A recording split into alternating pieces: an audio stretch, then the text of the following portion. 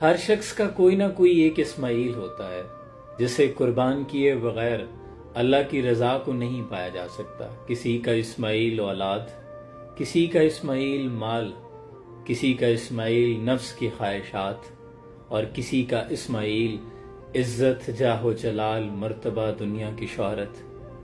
یہ بہت سی ایسی مورتیاں ہیں جو ہم نے اپنے دلوں میں رکھی ہیں، جن کی ہم شبانہ روز پرستش بھی کرتے ہیں۔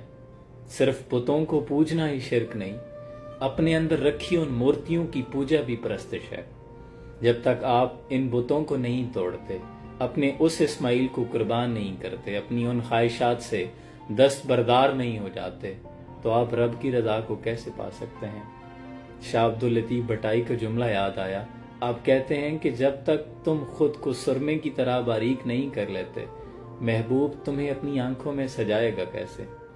مٹا کے اپنی ہستی سراپے جستجو ہو جا، جو تو چاہے گا وہ ہوگا، جو وہ چاہے وہ تو ہو جا، ذرا اس کا ہو کے تو دیکھ۔